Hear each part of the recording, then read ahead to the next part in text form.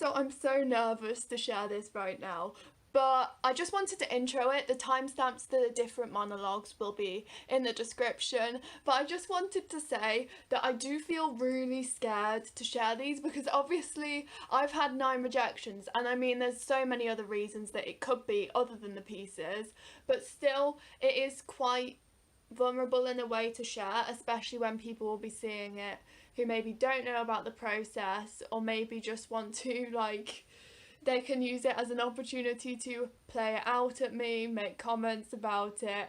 So I do feel quite scared. So please give me an empathy subscribe for doing this, because I've had a lot of rejections, so it would be nice to have that kind of achievement. And I just wanted to make that aware, that just to remind you that I have had some rejections, and I'm probably not going to be using these pieces again anytime soon. I know what notes I would give myself because I have looked back on this and had time to reflect on it, and I know that I probably wouldn't choose these pieces again either. Yeah, it's not great, but I just thought I'd say that I'm sharing it to help people, not to say these are good monologues. And thank you to everyone who's helped me preparing my monologues. And I'm going to share first my contemporary that I changed to, and then my original contemporary, and then my main Shakespeare. So I hope you enjoy it, and I hope it can help you out and let you know what kind of pieces other people have been bringing to the auditions this year. So best of luck with your auditions. I feel like this is an audition in itself, in sharing these. I'm feeling the pressure. I know I shouldn't even feel that nervous anyway, because I put the work in to them and I've grown from them as well. But here we are. I'm a little bit nervous, but I just thought I'd let you know how I'm feeling, and here are my monologues. That morning, Friday 22nd July 2016, I was on Eelbrook Common in Fulham. It was about 10:30. My shift at Strada didn't start until midday, but I'd arrived early so I could do some sunbathing. I was in a bikini, lying on a towel, reading a book, and, you know, it's the most beautiful day. The first day without rain in like a month. The sky was so blue. And suddenly there was this enormous bang. It was louder than anything I've ever heard. Louder than reality, and I thought it was a car crash or I don't know. I looked up,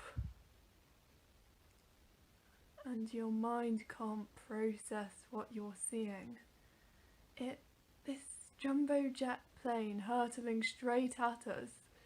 Me, it was smashing the trees in the park like matches, is it? The whole plane flipping over and over like this. And it just smashed into the line of houses at the end of the park. And after it crashed, I remember a split second where everything was quiet. Totally quiet. And then there was the explosion, and then I was covered in burning aviation fuel, and then I passed out. And when I came to, I was in this indescribable agony. But this animal instinct, it just kicked in, and I just wrapped my towel around me, and I rolled around and around until the flames went out. But when I tried to pull the towel off again, bits of my skin and flesh were still stuck to it. There was this woman, about 25, and a blast had ripped most of her clothes off, and her flesh was shredded all down this side, like pulled pork, and she was walking towards me, totally bewildered, calling out for her child.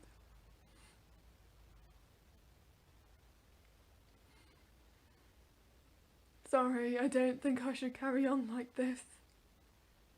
You don't need to know.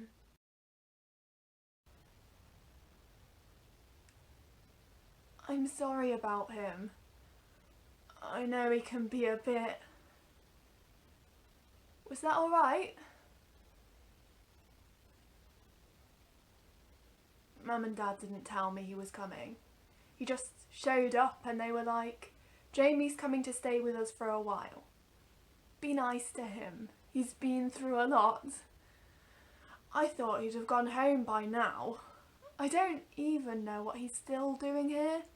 His dad's in a hotel somewhere.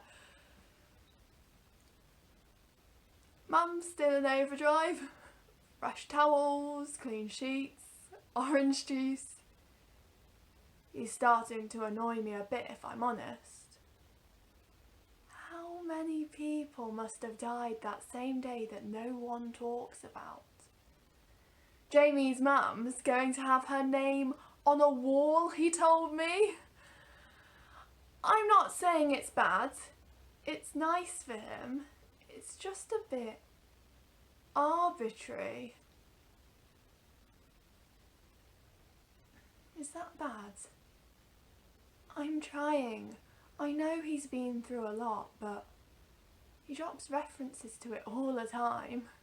Like, all the time. I'll be like, pass the butter, and then he goes all sad and is like, oh, my mum used to love butter. I'm going to take him to the pub. Mum's making me. You wanna come? Please come. Why should I love this gentleman? 'Tis odds he never will affect me. I am base, my father the mean keeper of his prison, and he a prince. To marry him is hopeless, to be his whore is witless. Out of hunt.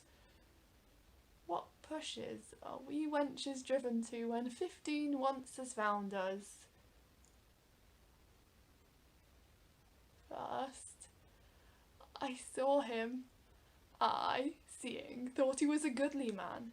He has as much to please a woman in him, if he pleased to bestow it so, as ever these eyes yet looked on. Next, I pitied him. So would any young wench on my conscience that ever dreamed or vowed her maidenhead to a young, handsome man. Then I loved him, extremely loved him, infinitely loved him, and yet he had a cousin. Fair is he too, but in my heart was Palamon, and there, Lord, what a coil he keeps. Once he kissed me. I loved my lips the better 10 days after. Would he would do so every day. He grieves much, and me as much, to see his misery. What should I do to make him know I love him? For I would fain enjoy him. Say I ventured to set him free. What says the law then? Thus much for law or kindred, I will do it, and this night or tomorrow he shall love me.